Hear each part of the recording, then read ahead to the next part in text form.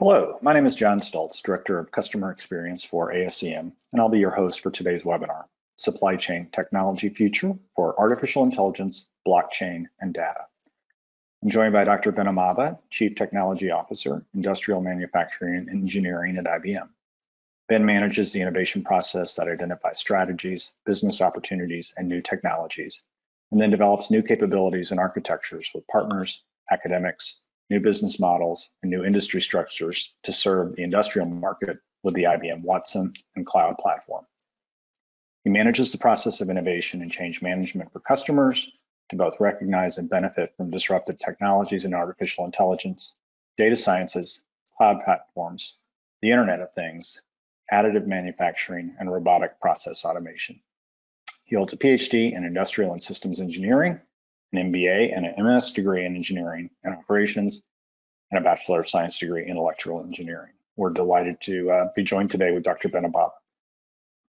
Ben, before we get started, I just wanted to put a question out, through the lens of coronavirus, COVID-19, as we think about artificial intelligence, blockchain, these amazing new tools that are out there. What excites you or encourages you the most as we think about the role for those technologies in terms of how we solve this problem going forward? Great question. Thank you for asking that. I think the foundation has always intrigued me, and the timing were because what we were so good at, ASEM and experts in the ecosystem, is that we understood people, process, and technology, and we laid that foundation. As externalities like COVID-19 affect us, we're actually prepared for these things. Now, what we do see now that we prepared for, we laid the foundation to be a little bit more precise, a little bit more accurate, and we've laid the technology foundation to address certain externalities that we can't always forecast. But because of that foundation, we're able to deal with COVID-19 and the impact it has not only on our daily lives, but the supply chain.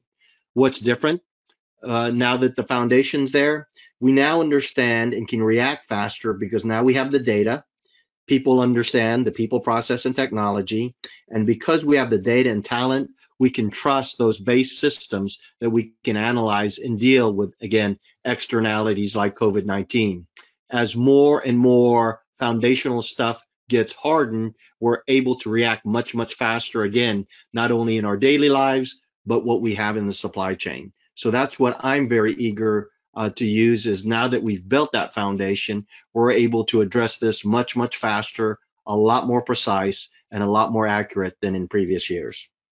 Excellent. Great insights. And with that, I will now turn it over to you. And again, looking forward to the discussion. Well, wonderful. Thank you so much. And why is the supply chain's future so appealing to us today? Because what we're seeing is actually a convergence, again, of people, process, and technology underpinned by better data, better talent, because of our enablement systems that we hear today, and trusting what we've built actually gets applied not only on the internal constraints and drivers in our supply chain, but again, externalities that can affect us. So as we get started, we are actually going to take a look at some of the areas that we found compelling. So I'll pass the bio, and let's start about the actual agenda to try to frame our thoughts and how we move forward. We always like starting with the why, followed by the how, and then the what. When you understand those three in sequential order, the journey becomes easier because you're prepared. One, why? Why is the digital transformation occurring, and why does our supply chain get stronger and stronger as we move to the how? As the digital transformation, actually more activities and more engagements, we are starting to better understand the how, which is the process and methodologies. Activities such as SCORE and certification of the supply chain actually enables our ability to see better ways of doing things in the how. Then when we come to the what, it's more systematic, and we can improve on that foundational baseline. And as the journey changes, whether it's internalities or externalities, things from outside our world, we can actually deal by understanding the why, the how, and the what. So let's talk more about the why. Why is digitization or analog to digital devices actually occurring? And it's not that we're eliminating the analog world, we're just combining the digital world and the analog world to get more precision, accuracy, and technology.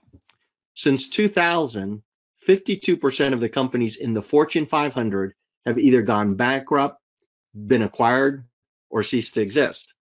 And what's interesting about that, it wasn't a one-time event because even today, 72% are still vulnerable within the next 3 years. And when we talk about the supply chain to C-level executives, they aren't looking so much for the competition within their industry. As we've seen on innovations, sometimes those competitors come from outside their industry. And that's why 54% of them need to look beyond just their supply chain, but the supply chain of supply chains. Now, as we look at this digitization and this phenomenon that's going on, we see 5 factors that are actually affecting our world. They're divided into 2 areas, the external threats and the internal threats. Although we can't necessarily change the externalities, we need to recognize that they're there and could drive a modification of our supply chain. The 2 large ones are digital companies that are being born and rewriting customer expectations, or rewriting the business model in itself and changing the game entirely different from years previous. Now, what we can control in our supply chain are the internal threats, or drivers or knobs that we can change internally. We can prevent siloed data and systems expanding on the wrong platform, meaning our strategy, our organization, the application of best practices, or even the technology itself. What also affects it internally are the gaps in expertise and skills that we're seeing worldwide. By understanding and collaborating in professional organizations such as ASCM, we can actually close those gaps in expertise by collaborating together. And because we can collaborate together, our ability to react faster is much, much better. We not only use the knowledge of what we've learned, we use the knowledge of the entire group to advance. Now, what we also see is that the world is moving at a much, much faster pace. Supply chains are being digitized. They might be under the umbrella of Industry 4.0, Energy 4.0, or digital projects, depending on where you are in the market and what industry you lie in. Countries such as China, the United States, UK, Germany, and France are key mature markets that are actually digitizing their supply chain. Now, what's interesting too, digitization of the supply chain isn't one technology. It's several technologies coming together. But why are they doing this? Well, when you look at the granularity, it is clear that they're using both data sciences, which is our traditional supply chain or operations research, which is decision-based. We check an assumption, we run the model, and see if that assumption actually meets what we expected. What's different is people are using now artificial intelligence, not as a decision-based approach, but as a data-based approach. So if you can imagine our traditional operations research for the supply chain, we look from the top of the ocean and down. Artificial intelligence allows us to look at the sea of data or ocean of the data from the bottom up, giving us a much, much better perspective of what this ocean of data dealing with the supply chain actually is. What we do know from operations research or traditional data analytics is that furnaces, for example, for a manufacturer is quite expensive, costing as much as $60,000 for a 20-minute power outage. For chemical companies, it can be just in inventory alone between $2,000 to $15,000. And as you look at heavy machines in our supply chain, a drilling platform, even though they may be reducing at lower than $60 a barrel a day, just 1 hour offline translates to $500,000, within an hour. And of course, huge mining machines, that their non-productive time, if it goes down for 24 hours, it justifies buying a machine replacement for $1 million to $1.5 million. This is what I call the operations research. So we know what's actually happening now, but how can we fix this and do predictive maintenance or preempt these outages from occurring. It affects us quite a bit. There is actually digital value in doing so. So what you see on the chart right now is how are these digital savvy companies dealing with this digital transformation? They generally fall in one of four buckets. And as you remember, in 2000, several companies will go bankrupt, out of business, or cease to exist. That's what I call, in the lower left-hand corner, silos and spaghettis, where they haven't been able to deal with the internal threats or externalities. About 51% in that bucket actually will be making less than -5 points below the average margin. So you can see there's where a certain amount of people that aren't generating digital solutions are going. They have silos and silos with their data. They're very complex, but can't actually analyze what they're doing. Now, as you move to the upper left-hand corner, there are going to be customers that change the user interface digitally, but don't really change the supply chain operationally. Now, on the surface, they've got a web application or even a mobile application, very strong design and user interface, and even the display of it may be rich, but the underlying processes haven't changed. Although about 15% of them will do this, their margins on average are still -3.6 points below the industry average, providing that the left column are the companies that are in danger of going out of business. When you look at the right-hand column and justify why they're doing this, the industrialized companies that use more of a plug and play and standardizing their approach, they primarily are driving data for a single source of truth. Although they're doing it incrementally, about 11% of them, they're still advancing in the industry 4.6 points ahead of the industry average, doing well. But the companies that are truly future ready and are actually doing not only lower costs, but innovating in new products and services and doing it modularly plus agile approaches, they're using data as a strategic asset, not just a single source of truth, but they're using an entire ecosystem like we're doing today to actually learn what's the right things to do right things correctly. And they're about 23% of these innovators, and their margins are literally 16 points above the industry average, making them the leaders, and then the lower right-hand area, the followers. Now, when we look at actually some of the trends, there were two phases in digital technologies for customer offerings. That was the mobile, analytics, and cloud area. In fact, most of us on this call are using some kind of smartphone. That was the first phase we call of the digital era. We were using this technology, specifically cloud, data analytics or operations research, and mobile technology to describe, diagnose, and attempt to predict what was happening in the future. This is what I call a decision-based approach when we look at the top of the ocean of data and look into the ocean from the top down. What's happening very rapidly now, and why I'm excited that we laid the supply chain principles down, now that artificial intelligence, more data is coming our way with IoT and social media, the second phase is being able to prescribe and act even more rapidly. That means we're using data to tell the story from the bottom up of the ocean, looking at the top. So when you use both data analytics, the first phase, with the second phase, you got a full understanding of what's actually happening in the sea of data, what's actually happening in operations with your customer, as well as your own supply chain. As we go to the next slide, we see there's no better indicator than what are people paying for talent. We talked about data and the importance of it, but the talent and trust have to be there as well. When we look at the market for the last 3 to 5 years, what we've seen are careers that have started much, much faster than traditionally have. You look at the top 5 from artificial intelligence to data analytics, followed by robotic process automation, Internet of Things, and blockchain. A good indicator of where technology is being spent regarding data is in the talent. And as you can see, the top 2 are actually the emergence or convergence of artificial intelligence and data monetization or data analytics, because it's driving the automation in point 3, as well as the Internet of Things, collecting more data, as well as delivering that data in a trusted form. Now, as we drive into The next slide, what I was so interested and excited about is artificial intelligence, because artificial intelligence is literally driven by data, talent, and trust. Next year, what we're seeing is in 2021, AI augmentation will generate $2.9 trillion in business value, either cost efficiency or new products and services.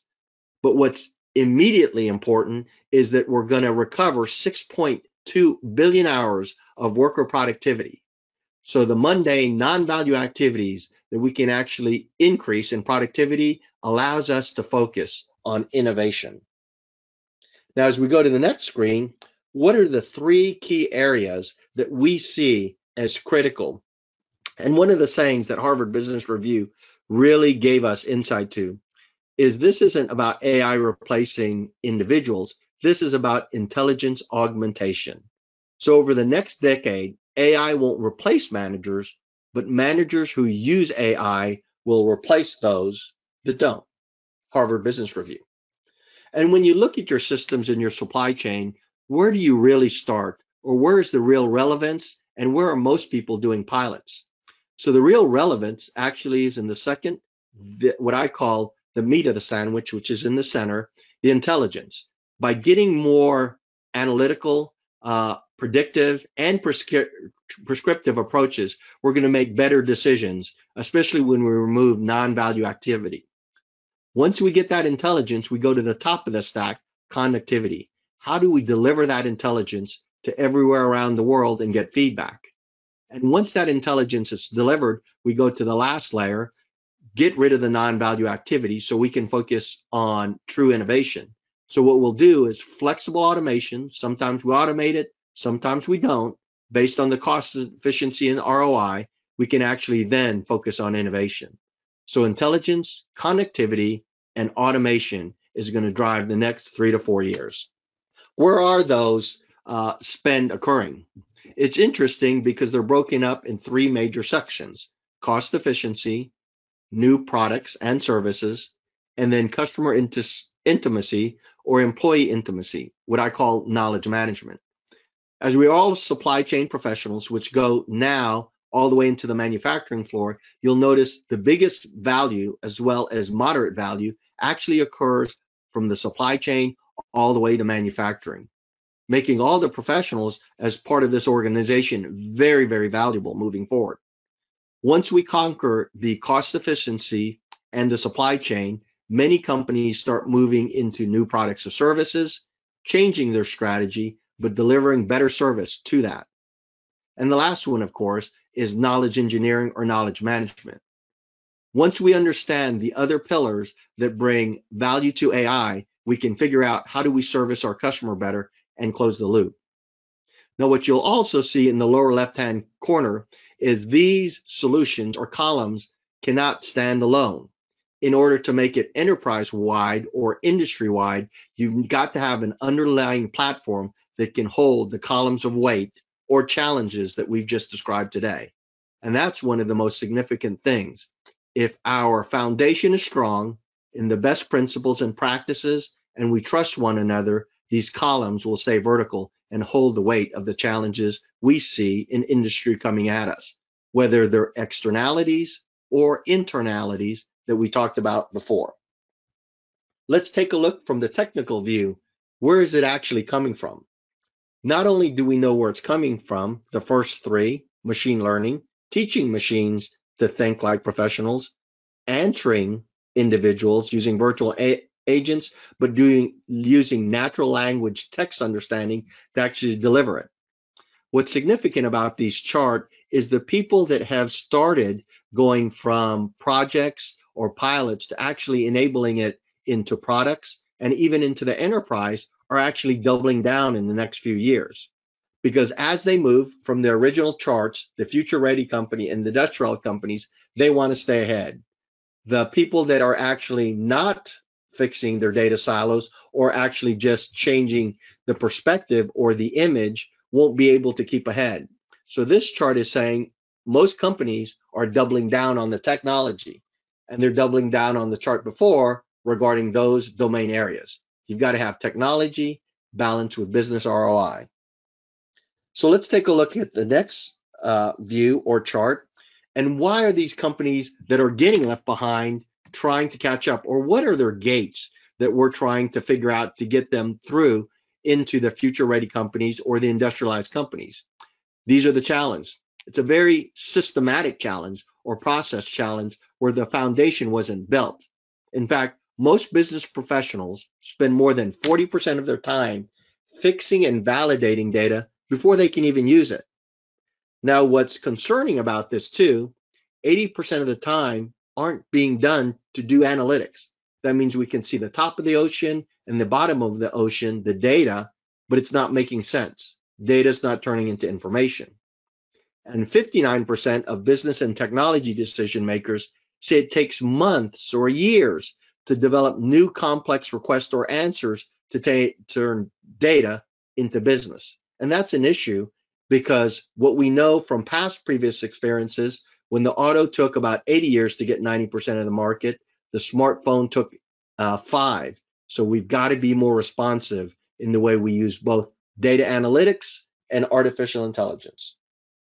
What do we really see, and where are people today? Most people, again, are on the left side of the column, and they're using data as a source of truth. We describe certain scenarios, we even try to diagnose it, but it's made on the assumption of our history. So that's what I call assume insight. We believe we know what's going to happen in the future.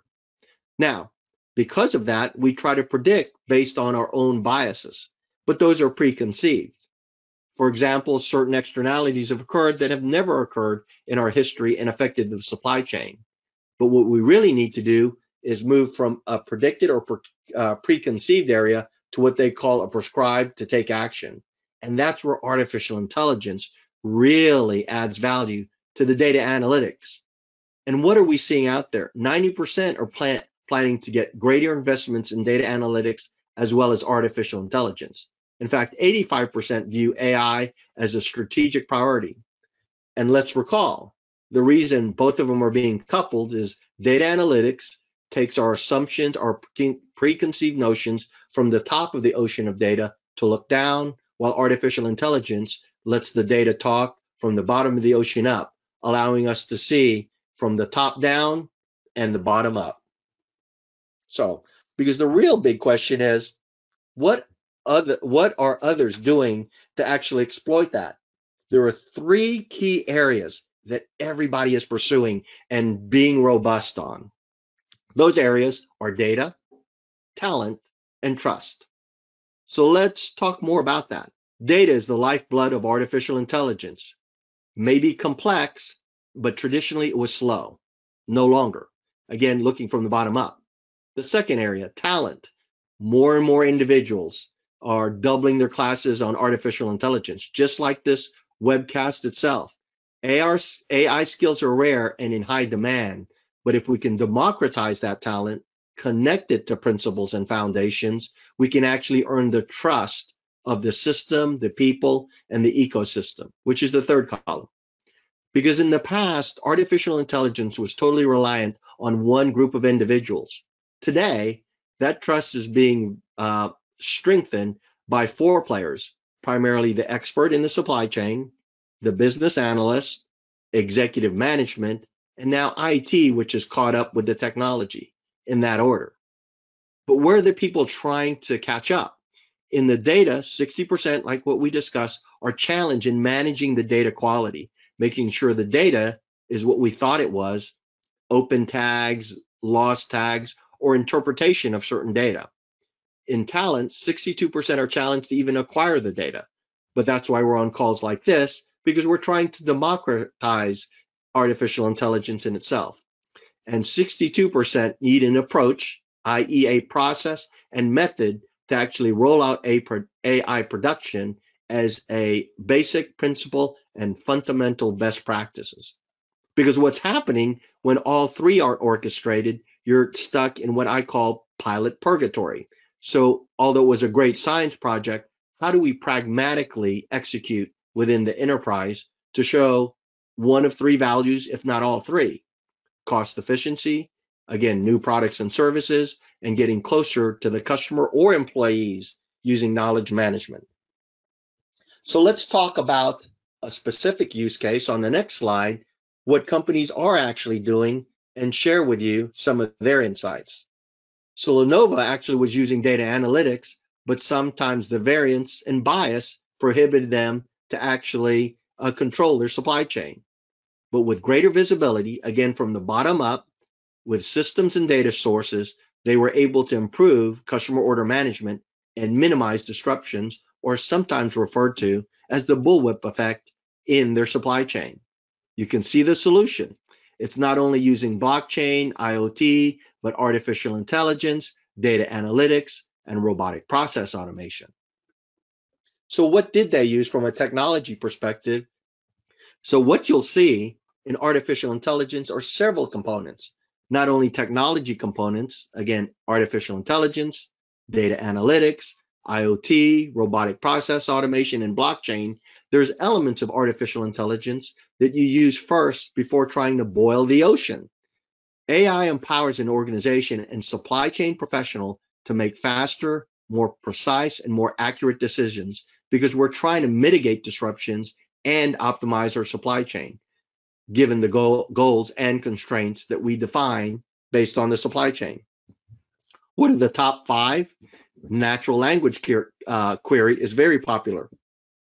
It enables advanced text analysis and actually allows computers and humans to talk seamlessly.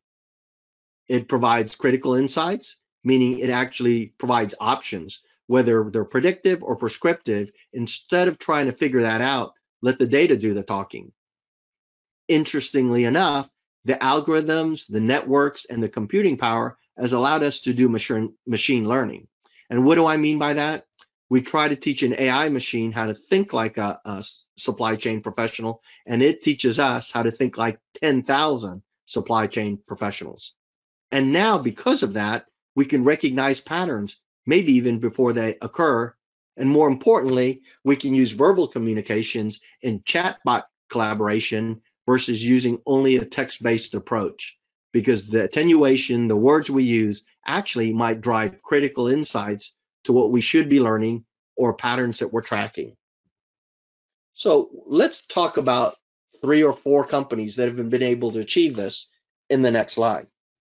Here are 3 examples. Woodside Energy, a very innovative company in Australia, actually uses artificial intelligence to change and reshape the future of work. They're using artificial intelligence, whether it's natural language or critical insights or pattern recognitions, to actually ramp up new engineers into other areas to enable people to do higher value work, meaning get rid of the non-value activity. Exxon Mobil, what are they using in their supply chain? They're trying to use artificial intelligence to reduce cycle time and uncertainty, which causes the bullwhip effect in our supply chain, improve decision support, but more importantly, have full visibility of data and knowledge. Again, from the top of the ocean to the bottom of the ocean, from the bottom of the ocean to the top of the ocean. By using both, they create a continuous feedback loop that's got full transparency of what their supply chain and operations look like. But on the front end, as we talk about knowledge engineering and management, Honda uses it actually for design teams to ramp up quickly with design assistance, verbal communications, data patterns, or critical insights to what kind of market is really out there and what should they be building into their supply chain. Now, as we look at all these artificial intelligence between the future-ready companies, the industrial companies that are moving ahead, although they started off with cost efficiency or cost savings for 28% of their projects, they're realizing as they transition from the manufacturing to risk management to supply chain, they're actually increasing their revenue with new products or services. We call that data wrapping. So as we go, for example, on a web site and we're ordering a certain product, hardware, software, books, videos, it comes back and recommends, well, here are some other products and services you might find valuable. So as we're seeing artificial intelligence develop, although the base or the start of the projects are in cost savings, we see it rapidly increasing to new products and services. Okay, so let's talk about one particular case, Exxon Mobil. These are huge numbers that we're looking at, right? Whether it's 4.6 higher profit margin or even 16 points higher than the industry average, we're talking billions of dollars that this sea of data has brought to the table. We see the underlying effects in reducing cycle time and uncertainty to full visibility of data and knowledge. But how did they get there? Well, they knew they had to keep the lights on in cost efficiency.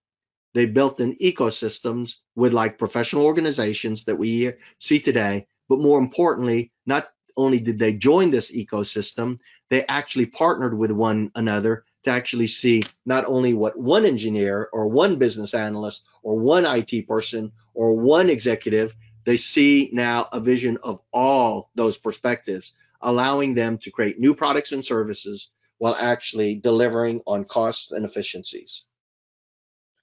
So what are they doing? What are some of the things they're looking at in consortiums as we move to the next slide? What we've also seen is that in order to actually make economic development, we're seeing this partnership that they refer to between industry, academia, and technology. Generally, in professional consortiums or organizations. So here's 3 peer-reviewed papers where people are starting to share knowledge. Again, it comes with the data that you see here, the talent actually documenting that data into information, and then trusting through professional organizations that that information is peer-reviewed and shared and modified. These are some of the papers that we've seen in doing that. And do we trust it, which is the third column? We've got to be able to trust ourselves in data, talent, and trust. So let's move to the key takeaways in the next 2 charts. The key takeaways. Nearly 1/3 of the respondents we've been surveying have a minimum AI budget that they're allocating to understand artificial intelligence. Depending on the complexity, it ranges between $250,000 up to $5 million to actually prove the difference and the integration of data sciences or data analytics and artificial intelligence. More industries are actually pouring it, and cross-industry learning is important. Now, what's interesting also in point number 3, AI is no longer a nice to have in the technology boardroom. It's actually gone to the business boardroom as a serious and necessary initiative to understand, even to the vice president roles. And when you survey both the business users and the technical organization, 60% of line of business owners or the experts in the field said their organizations are behind when it comes to AI, whereas only 49% of technology practitioners feel the same. Very high numbers. So what we read from this is it's become important, but more importantly, we've got to democratize artificial intelligence in data analytics with IoT, with blockchain, and robotic process automation. Let's talk about what we know now, the why, the how, and the what. Emerging technology has become existing technology. As our colleagues at Carnegie Mellon would say, it is no longer science fiction, but science fact. What are the 3 things we can actually affect in getting to the ROI or the margin points we need to go after? It's the data silos. Let's break those down. Let's create a workforce that's talented and responsive. And those are the hurdles we've got to overcome, because artificial intelligence, data analytics, and RPA are a priority in our supply chain.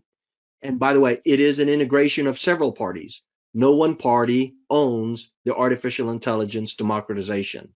We need the industry domain expert, especially with the supply chain, from origin or design all the way to sustainability, the computer science, as well as the mathematicians. That overlapping area brings organizations, ecosystems together to actually trade, collaborate, and learn. It's advancing the body of knowledge. John? Great, thank you, Ben. Yeah, really great content, and thank you so much again for taking a very complex topic and starting to really frame it up in a way that I hope people can gain some insight. But I want to circle back to your comments for just a couple of questions to think a bit more. So, and I love the notion of emerging as now existing technology, right? In terms of, that process has collapsed. But, as you think about technology, through the lens of today, what's getting the most attention and why? Great question. The thing we've always been missing with technology is the actual governance of the data. Many people will say we have collected so much data, we don't even know what to do with it. So although IoT is coming in strong, blockchain, robotic process automation, we could never turn data into information because it was always based on data analytics or assertion. I would make a hypothesis and I would check it. Well, I might make that hypothesis and check it several times. But what has surfaced almost 3,000% in the last 3 years is, although we have the underpinning for technologies, how can I better turn that data into information? Again, from the mobile phones that we see all around us, much less the systems behind the glass house, the ERP systems, the production planning systems, the transportation systems. Artificial intelligence, now that the networks is out there, the computing power, but more importantly, the talent of individuals understand it more. We're seeing this resurgence because AI had a winner twice prior to this, but because those elements, that talent, these consortiums, these professional organizations are sharing the best principles, we're now able to turn data into information. And now we can accelerate that by using algorithms to learn. So instead of us learning the same thing 2 or 3 times across 2 or 3 people, all 3 individuals are learning simultaneously. That's what's attracting artificial intelligence, whether it's using chatbots where we can communicate through voice versus just text or even models. We're democratizing AI. So artificial intelligence clearly has taken the lead in the last 2 years, including this year. Great. Speaking of AI, I love the pillars of data, talent, and trust. And I think all too often we don't acknowledge the role of talent. But getting more to trust and data, I was intrigued with the notion that 40% of the time of the supply chain professional is spent either validating or fixing data. So obviously that's a problem, right? And something that needs to evolve over time. But one, what do you see that long-term balance as? I mean, is there still that role of validation, right? But what does a go-forward strategy or approach look like? I like what the professional organization, specifically when we hold an ASCM Connect in these venues, because what it's going to enables us to do, right, is figure out how do we manipulate people, process, and technology, given so much data, making talent, and even trusting one another. Because I think in these kind of organizations or these venues, whether they're a webcast or face-to-face, it's going to bring 3 major audiences together to collaborate, right? The mathematicians, the experts in the supply chain, and even the computer individuals building what they call data engineers or infrastructure. But the other 2 elements of those 3, the mathematics is actually being codified and automated. We saw that early in our years in calculators. So the math now, the data is actually telling us what math formula to use, and they call it fitting. We got to be sure it's never overfit or underfit or biased or what they call drift. But that's what the computer part is being automated. What we used to do 20 years ago wasn't very easy for an individual in the public to learn. But because of the advancements in user interface and choosing of math models, it allows supply chain experts to use that automation and those easier user interfaces, again, voice or sight, to actually deliver on higher value activities and let the non-value activities be automated by hitting the button on a cloud source, letting the IoT devices collect the data without us standing there with a clipboard. And then the math. Unlike calculators before, we had to still know the math formula, but it could generally run the math formula once it's chosen. What if we could automate to help us choose the math formula? Because it can collect the data, and now all we need to focus on, not that it's 100%, but now we can focus on innovations in the supply chain, again, in the top 3, the manufacturing, the risk management, and the supply chain. So I think that's that collaboration that's going to take us over the hump and really start seeing rapid innovation. Excellent. So one final question, I think, as we, yeah, again, process this, absorb, there's a ton of resources out there, but what do you suggest or advise people in terms of the common processes to get started on this journey? Yes. So again, of those three domains, it's understanding the principles, and that's why I'm excited. ASCM has merged some of the best practices out there, especially in their certification programs. That's very important to know because you don't want to be a hammer looking for a nail. You need to actually paint the vision and be able to react to changing externalities or internalities.